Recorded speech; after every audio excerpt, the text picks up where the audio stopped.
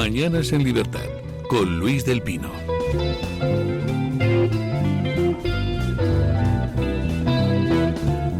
Nueve y un minuto de la mañana, 8:01 en las Islas Canarias. Y ha entrado en nuestro estudio don Eduardo Garrigues. ¿Qué tal está usted, don Eduardo?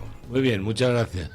Bueno, está usted esplendoroso. Se nota que ha tomado el solecillo estos días. Una amiga mía, cuando le preguntas, dice regular, gracias a Dios.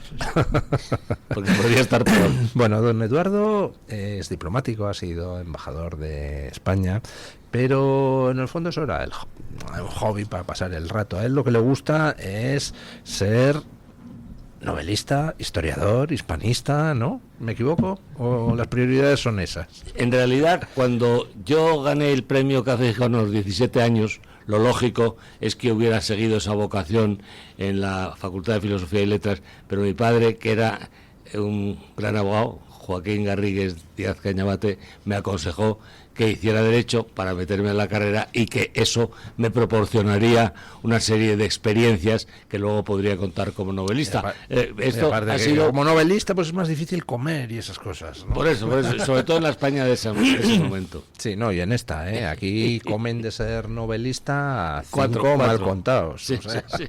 No. Don Eduardo, usted efectivamente ganó el premio Café Gijón, ha ganado también el premio Pío Baroja, ha escrito novelas como Artículo Sexto, La dama de Duguisib, y ahora, pues, ha escrito usted una nueva novela que se llama El Mississippi en llamas, y que es una novela muy curiosa porque rescata una figura histórica absolutamente olvidada y desconocida. Totalmente desconocida. ¿Quién no conoce a Bernardo de Gálvez? Nuestra audiencia lo conoce muy bien porque participó como español en la independencia de Estados Unidos, de forma decisiva. De forma decisiva, y de hecho, pues hombre, se le guarda en Estados Unidos un gran respeto, pero a su viuda, ¿quién la conocía? ¿Quién la conoce? Yo no la conocía hasta que no he leído su libro, hombre. Yo decía en la presentación de ese libro en la Casa América hace poco que detrás de cualquier gran hombre hay una gran mujer. Y en este caso... Bueno, la frase completa es: detrás de todo gran hombre hay una gran mujer sorprendida. Sorprendida también. Bueno, yo creo que ustedes muy homófobos. Hay un gran hombre también. El personaje de Felicitas Saint-Maixent, que era de origen francés. De hecho, yo cuento en la novela, y yo creo, si me lo permites, tiene como un doble sentido, porque yo cuento un teórico diario de Felicitas Saint-Maixent, diario apócrifo, pero yo sigo su itinerario, pero no transcribo el diario porque no existía. Y luego, junto a eso, yo voy entreverando una serie de episodios que podrían ser independientes de lo que está pasando tanto en América como en Europa, como la Revolución Francesa. La Revolución Francesa afectó mucho a Felicitas Saint-Maixent. Pero vamos a ver, ¿cuánto hay de historia y cuánto hay de novela? O sea, el formato, es decir, el recurrir a un teórico e inexistente diario de Felicitas, la viuda de Bernardo de Gálvez, eso está claro que es recurso novelístico. Pero en el contenido de lo que se cuenta, ¿cuánto es invención de don Eduardo y cuánto es realidad? Es decir, ¿la viuda de Bernardo de Gálvez tuvo una vida tan apasionante como usted la cuenta?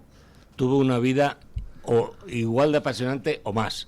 Yo diría en la novela anterior, que no es en realidad esta novela del Mississippi una secuela de la anterior novela histórica que trataba concretamente sobre Gálvez, pero el que tenga valor que me siga, era la novela. Hizo un comentario favorable, nada menos que Sir John Eliot, decía que él encontraba difícil mezclar la ficción con la realidad y que en esa novela en concreto lo había conseguido. Yo creo que mi novela sobre Gálvez quizá se atiene de forma más estricta a lo que ocurrió. Es un relato, incluso creo que decía Sir John Eliot que era un relato histórico.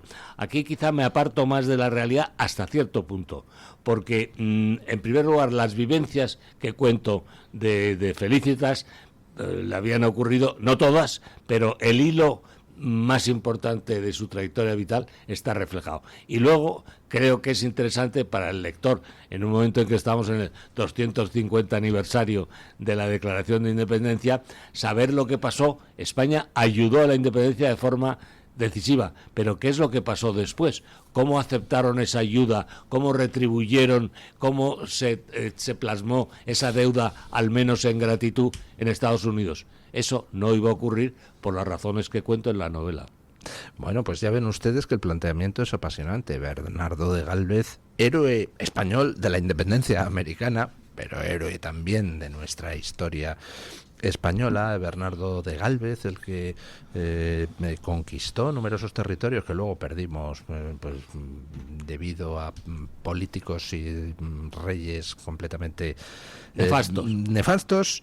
Bernardo de Gálvez tenía una viuda que resulta que también tiene una vida apasionante. Bueno, tenía una mujer que quedó viuda tras la muerte de Bernardo de Gálvez, y narra don Eduardo pues en forma un poco de novela detectivesca todas las andanzas de Felicitas que la llevan a verse involucrada en todo lo que era ese mundo que estaba ebulliendo. Ahora hablamos de cambios globales en la geopolítica, ¿verdad?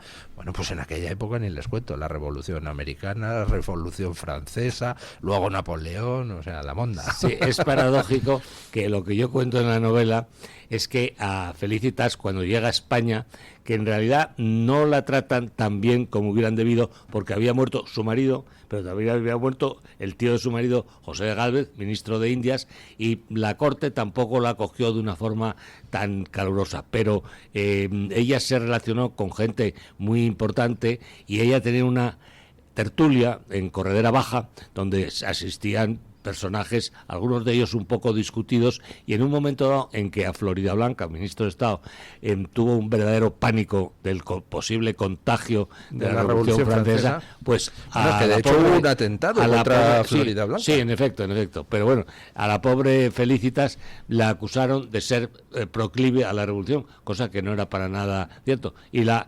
desterraron a Valladolid. Eso es absolutamente cierto. Incluso se conservan las cartas que Felicitas mandó al rey y a la reina para intentar ser perdonada, y en efecto, al cabo de un cierto tiempo, con ayuda del conde de Aranda, se la envió a Zaragoza. O sea, fíjense ustedes, la viuda del héroe español Bernardo de Gálvez fue mandada por Carlos IV fuera de la corte, por sospechas desterrada, sí, a Valladolid. Hay esa gratitud española para con los héroes y sus familias, ¿no? Sí. Luego hay otro dato curioso que no me atrevo a testificar, pero que podría ser, como dicen los italianos, sinore vero e bene trovato. Ella tiene que ir a Francia porque ella había estado casada antes y quería defender los derechos hereditarios de una hija suya. Y no sé si verdad o ficción, pero en ese momento, que es la época del terror, sospechan de Felicitas que es un agente del gobierno español, y entonces exactamente lo contrario de lo que le había pasado en España. Y entonces, bueno, ya ahí entra un poco lo novelesco de la historia. La mandan a su tierra natal, a Nueva Orleans, para fomentar la revolución contra España, porque en ese momento el gobierno francés era contrario, obviamente, a la monarquía española. Pues mire, ya sé que está muy mal esto, lo que voy a hacer es de una mala educación brutal. Uno no debe hablar de sus libros mientras está entrevistando a un autor de otro libro, pero es que me ha hecho mucha gracia su libro, porque yo escribí hace un par de años una biografía de Fernando VII, una biografía reivindicativa de Fernando VII. Yo, el difamado. Y ahora estoy con una novela que va precisamente sobre una mujer que aparece en esa biografía. Entonces, lo otro es biografía, pero lo que estoy ahora es con la vida de una mujer apasionante, también en esos años, coetánea de Felicitas, que tiene una trayectoria realmente deliciosa y es un personaje muy olvidado, con lo cual pues me hizo gracia el planteamiento de sus dos novelas sucesivas, una pues más puramente histórica, seguida de una que ya tiene un poco más de licencias, ¿no?, sobre una mujer que aparece en la primera. En efecto, pues, yo leeré esa novela, por supuesto. Bueno, ¿no le he mandado a usted un ejemplar de mi biografía de Fernando VII? No, todavía no, pero pues estamos oiga, a tiempo. Claro que estamos a tiempo, por supuesto. Pues se lo mando, claro que sí. Sí. Es que la vida de Felicitas fue muy interesante. El marido muere muy joven, con 40 años. Y entonces ella vive mucho tiempo después y tiene tiempo de, la verdad, una trayectoria fascinante. Yo no he mencionado la novela porque no venía a cuento que conoció a Humboldt, al barón von Humboldt, en Aranjuez. Ella está enterrada en Ontígola, que como sabéis es un pueblo cercano a Aranjuez. Y cuando la conoció, Humboldt dijo que era de las mujeres más inteligentes que había conocido en su vida. Fijémonos en lo que eran en aquella época los años de una vida. Era otro esquema de medida, porque ella queda viuda de Bernardo de Gálvez con 20 años, ¿no? Sí. Y cuando queda viuda de Bernardo de Gálvez, ella se había casado con Bernardo de Gálvez siendo ya viuda de un matrimonio anterior y tenía una hija.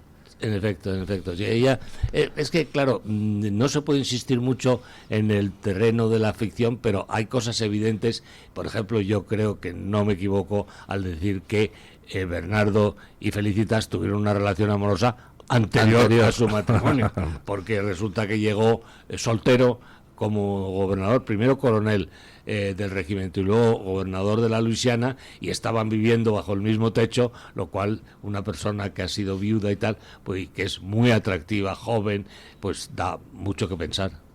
Usted, que es mal pensado, hombre.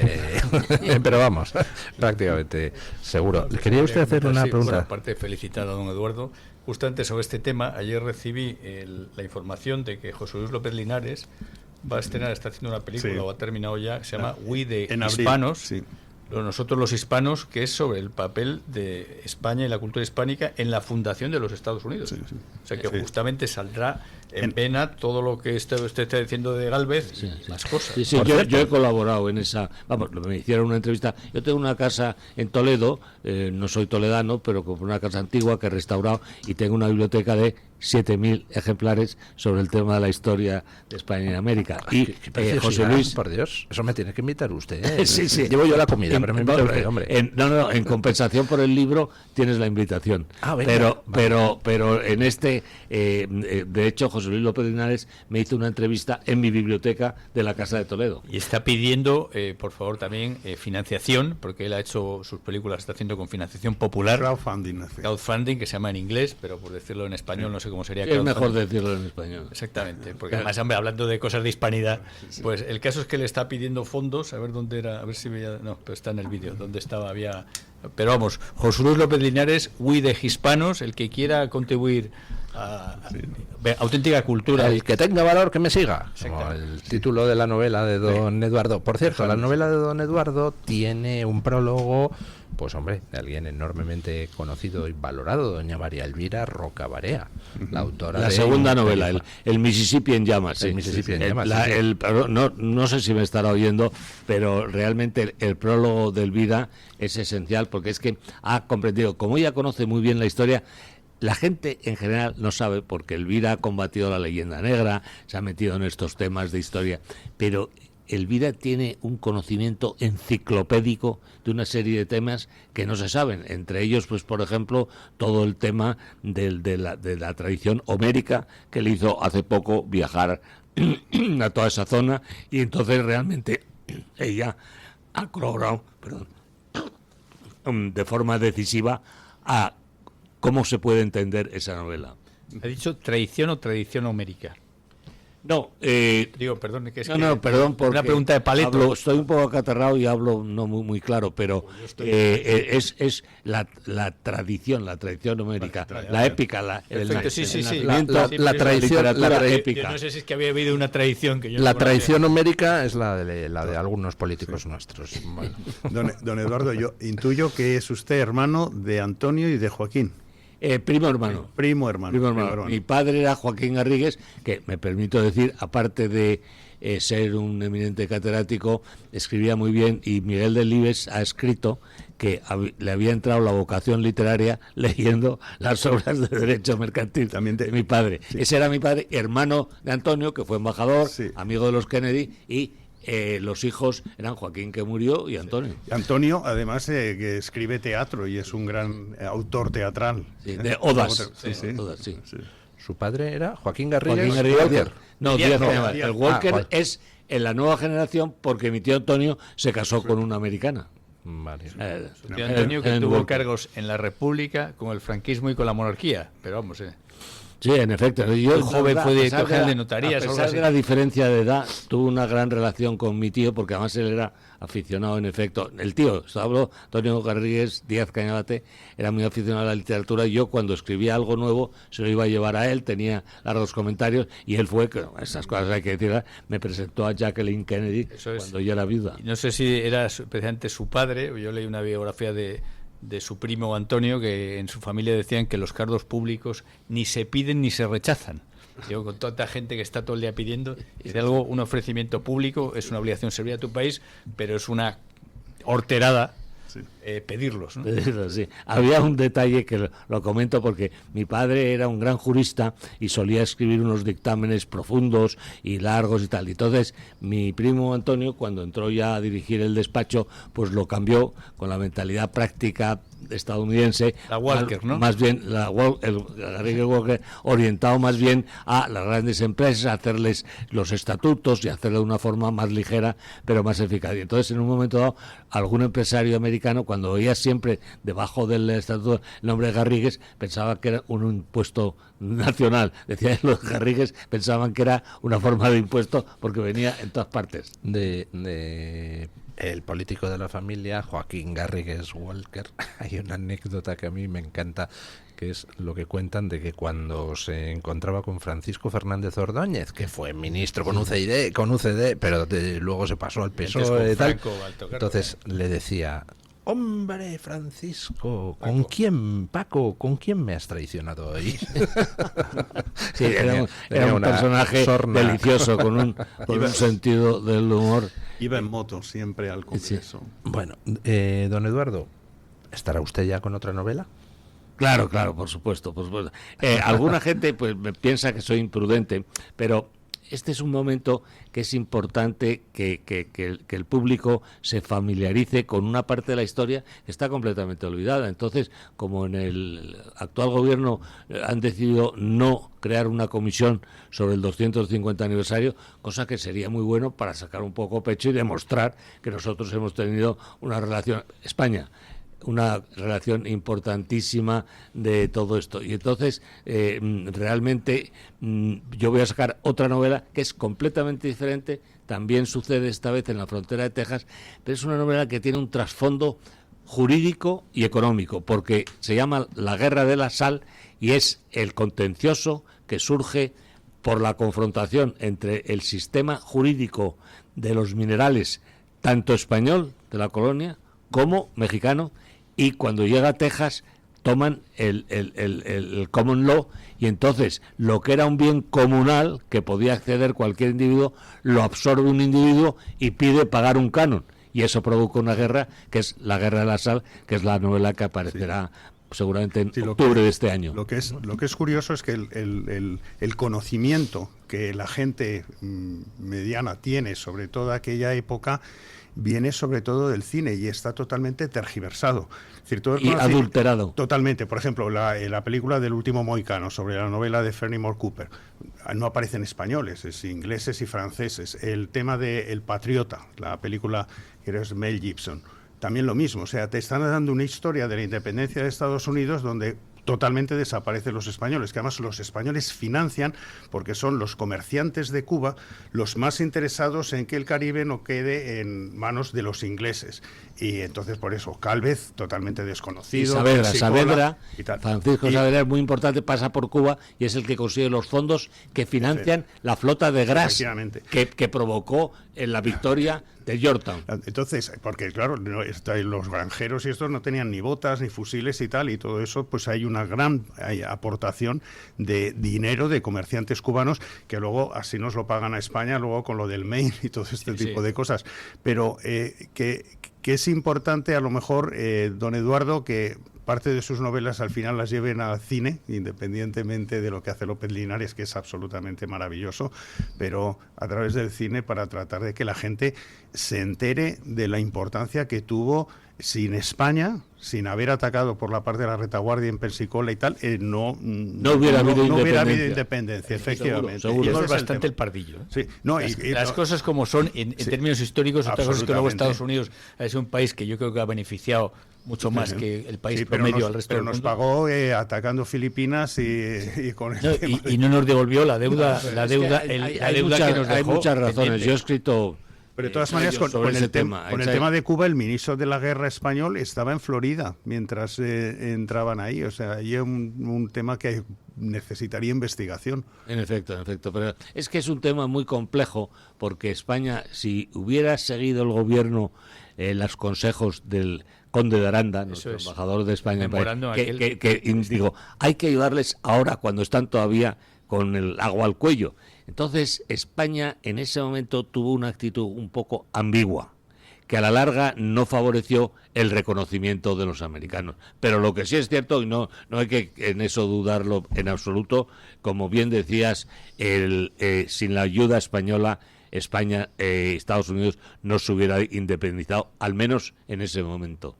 El conde de Aranda, que propone hacer una especie de Hispania, de Hispanoamérica, hacer una configuración federal donde los territorios americanos pues tuvieran eso como una especie de confederación. Es un memorándum impresionante de clarividencia. El memorial.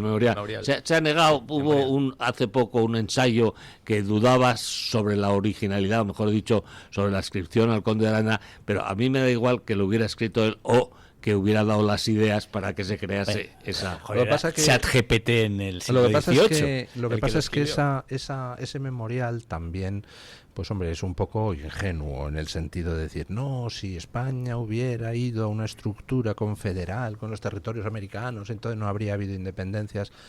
No, la independencia de las provincias americanas se produce por lo mismo que nosotros participamos en la independencia de Estados Unidos, por la lucha entre el Imperio Español y el Imperio Inglés. Nosotros íbamos a fastidiar a los ingleses apoyando la independencia de Estados Unidos y los ingleses iban a malmeter como pudieran para que se independizaran los territorios americanos. Aunque hubiéramos ido a una estructura confederal, habría pasado exactamente lo mismo. Porque ellos estaban cabreados, tenían un resentimiento de que siempre venía un equipazo de gobierno desde España / Madrid y que ellos decían, oye, que esto no rascamos bola. Yo eso creo que tampoco lo hicimos bien. El tema de los criollos, claro. Echar la culpa toda al enemigo exterior, como dice don Carlos Ruiz de Brown, el chivo expiatorio es el mejor amigo del hombre. Los masones estaban fuera y dentro de España. Claro, sí, pero digo que yo creo que no todo se hizo bien. O sea, cuando también hacemos a geografía, es como la gente muy tradicionalista que te cuenta que el antiguo régimen fue el paraíso en la tierra y que de repente, curiosamente, ese razonamiento que usted está aplicando es el mismo que utilizan aquellos que dicen, bueno, claro, es verdad, Puigdemont es un canalla y no sé qué, pero bueno, es que quizá habría que pacificar las relaciones entre España y Cataluña. No. Hiciéramos lo que hiciéramos, Puigdemont haría exactamente lo mismo que hizo, por la sencilla razón de que su objetivo es anti-España. Y en aquella época Inglaterra hubiera hecho... y tú podías haber cogido al criollo más descontento y le dices, a ver, ¿qué te pasa, chavalote? Venga, vale, mira, te nombro virrey en el Perú.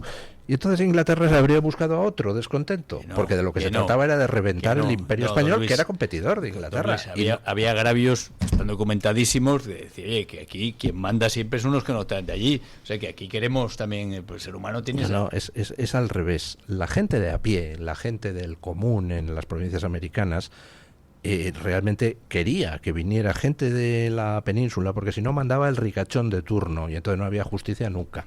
O sea que no es así. Y prueba de ello es que cuando se producen las guerras por la independencia, las clases populares se alinean con el rey de España, no se alinean con los criollos que los indígenas. Los indígenas, o sea, que toda la culpa es del malvado inglés. No es culpa. No es culpa. Es el chivo expiatorio. No, a mí cuando dices que la independencia se produce por eso, algo haríamos mal. No es culpa. Algo haríamos mal, ¿no? Lo que hicimos mal fue ser idiotas y dejarnos, pero no es culpa. Es decir, Inglaterra hacía muy bien, éramos su competidor y nos iba a reventar, igual que nosotros.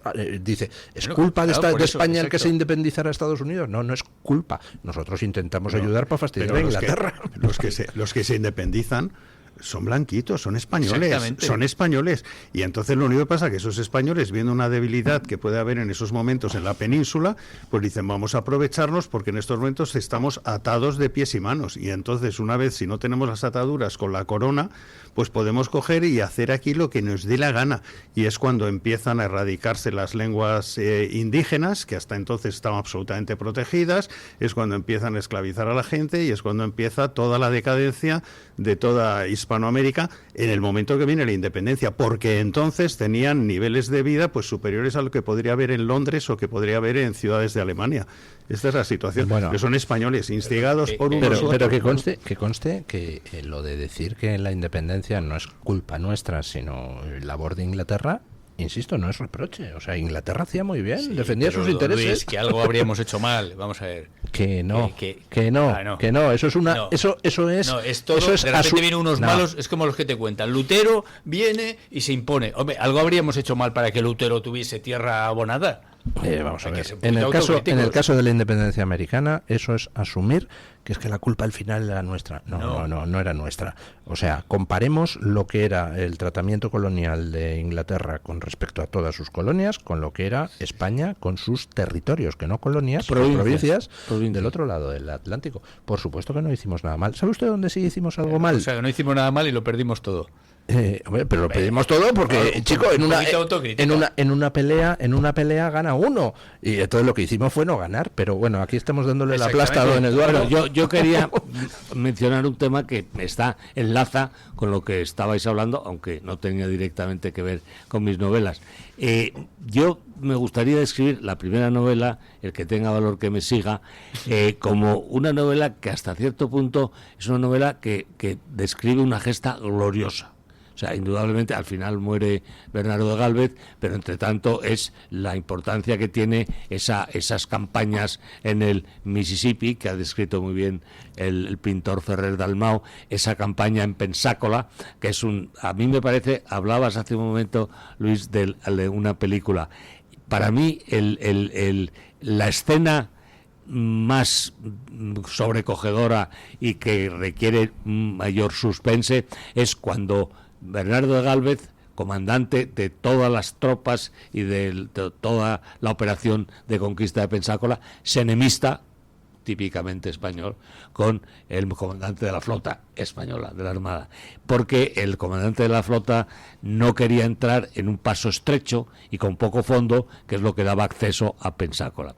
Y entonces Gálvez, que era bastante temerario, un poco chuleta, le manda un propio con una bolsa y una bala de cañón. Y dice, esta bala de cañón es la que tira el fuerte de la entrada.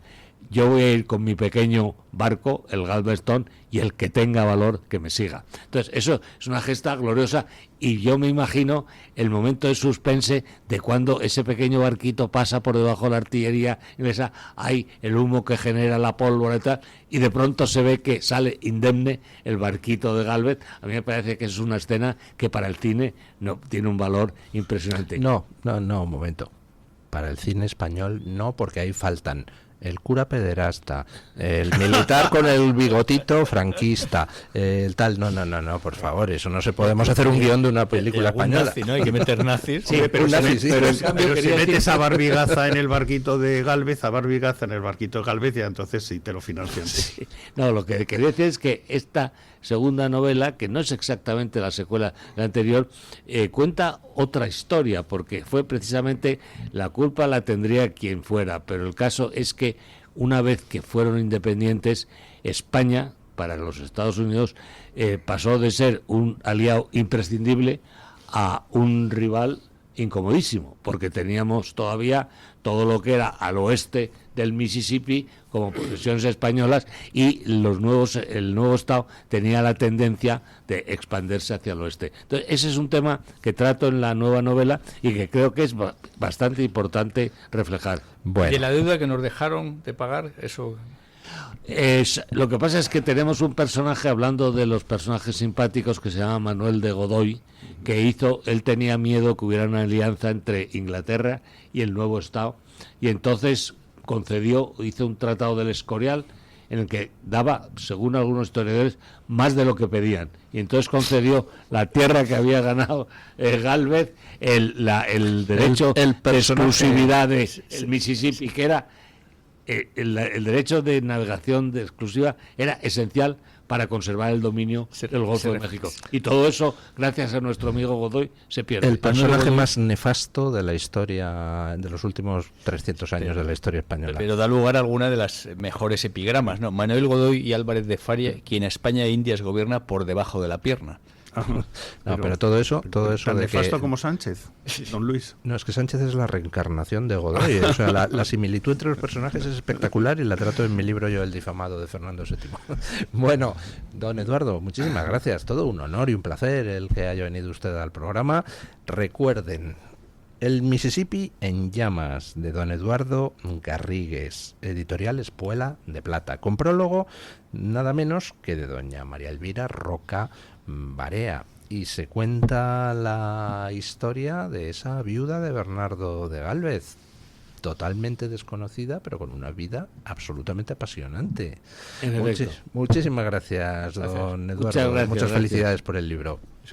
Bueno, hacemos aquí una pequeña pausa publicitaria y rematamos la tertulia. Tu voz, tu libertad, tu radio. Radio Libertad.